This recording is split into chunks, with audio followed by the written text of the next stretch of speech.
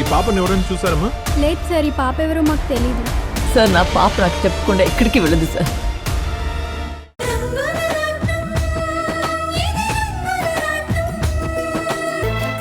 అల్లుడు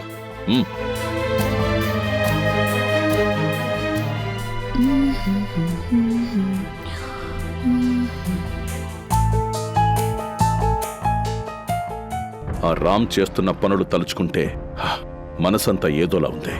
ఏం జరిగింది మావయ్య? నేను చెప్తాను బాలు. మన కంపెనీకి రావాల్సిన 2 కాంట్రాక్ట్లు వద్దమ్మా శశి.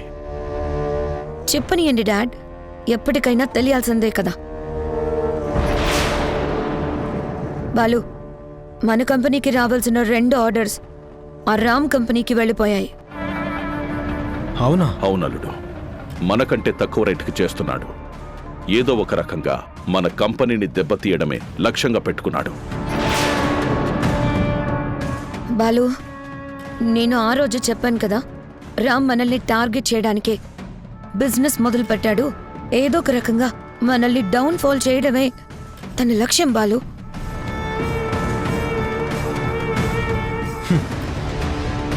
వాడు మనల్ని టార్గెట్ చేయడం ఏంటి? Non sense. మనమే వాడి అంతు చూడాలి. అది పెద్ద విషయమే కాదు బాలు. కాకపోతే మనం ఏం చేయాలన్నా అడ్డుపడ్డానికి మీ అమ్మా నాన్న రెడీగా ఉంటారు.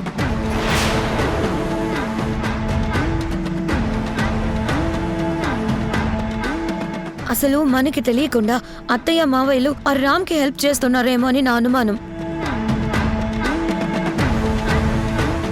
అనుమానం ఏంటమ్మా, అదే నిజం. లేదంటే ఆ రామ్కి బిజినెస్ పెట్టుకునేంత డబ్బు ఎక్కడి నుంచి వస్తుంది?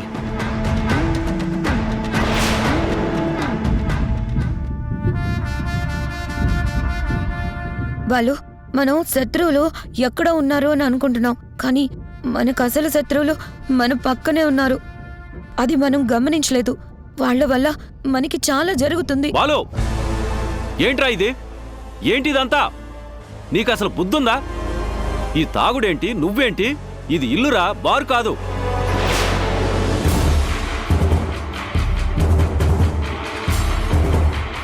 ఏమయ్యా డీపీ, కనీసం నీకైనా జ్ఞానం ఉండాలి కదా. ఇంత వయసు వచ్చింది దేనికి?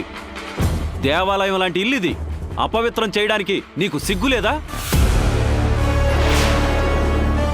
ఏంటి బావుగారు, ఏంటా మాటలు? నేనేం చేశానని?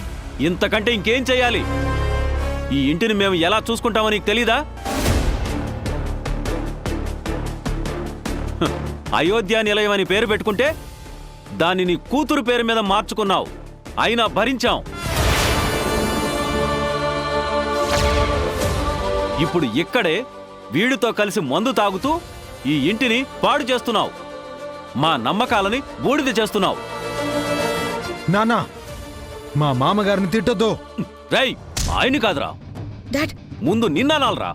ఇన్ని రోజులు నువ్వేం చేసినా మేం భరించాము, సహించాం. చివరికి ఈ ఇంటిని నాశనం చేయడమే నువ్వు లక్ష్యంగా పెట్టుకున్నావా? ఏంటి మావయ్య ఇది?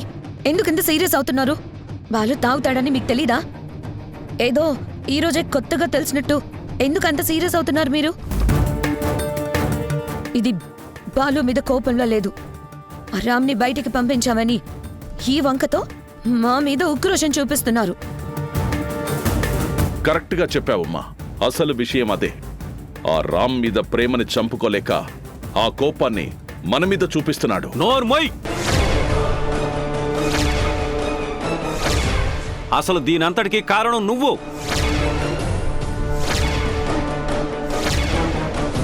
నువ్వు నీ కూతురు ఈ ఇంట్లో అడుగు పెట్టకముందు ఇల్లు చాలా ప్రశాంతంగా ఉంది. ఎప్పుడైతే మీరిద్దరూ వచ్చారో అప్పట్నుంచే ఈ ఇంట్లో మనశ్శాంతి కరువైంది. చక్కటి కుటుంబాన్ని ముక్కలు చేశారు. నా కొడుకుల మధ్య చిచ్చు పెట్టి మీరు లాభపడ్డారు. ఈ రోజేమో దేవాలయం లాంటి ఇంట్లో తాగి తందనాలాడుతూ ఈ ఇంటి గౌరవాన్ని మంటగలుపుతున్నారు. ఏంటలుడిది? మీ నాన్నలా నోరు పారేసుకుంటుంటే ఏం మాట్లాడవేంటి? నాన్నా, నీకేమైనా పిచ్చి పట్టిందా? ఎందుకిలా నోరు జారుతున్నావు? పిచ్చి పట్టింది నాకు కాదురా, నీకు. వీళ్ళిద్దరి చేతుల్లో కీలు బొమ్మలా మారి పిచ్చెక్కినట్టు నువ్వు ప్రవర్తిస్తున్నావు.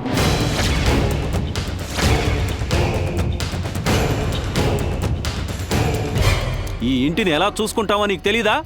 నిన్నటిదాకా బయట తాగేవాడివి ఈ రోజు ఇంట్లోనే మొదలుపెట్టావు.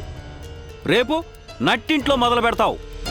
తప్పని చెప్పాల్సిన ఆ పెద్ద మనిషి దగ్గరుండి గ్లాసుల్లో పోషిస్తున్నాడు.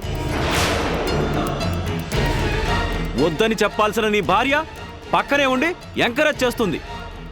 ఏం కుటుంబం రా వీళ్ళది! ఛీ! అల్లుడు, ఈ అవమానం నాకు అవసరమా? నాకేదో గతి లేక వచ్చి మీ నాన్న చేత తిట్లు తిట్టించుకున్నట్టుంది. మీ ఇల్లు, మీ కుటుంబం మీ ఇష్టం వచ్చినట్టు చేసుకోండి. నాకెందుకో, నేను వెళ్తున్నానంతే.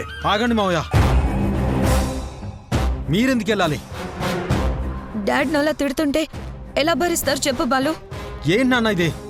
అంత పెద్ద మనిషితో మాట్లాడే విధానం ఇదా? ఎవర్రా? ఎవరు పెద్ద మనిషి? వీడేనా? పెద్ద మనిషి ముసుగులో బ్రతుకుతున్నా పరమ నీచుడ్రా. ప్రపంచంలో ఏ మామగారైనా అల్లుడి క్షేమం కోరుకుంటాడ్రా. కానీ వీడి కూతురు కలిసి నీ నాశనం కోరుకుంటున్నారా? అది తెలియక వీళ్ళు ఆడించినట్టు ఆడుతున్నావురా చవట. నాన్న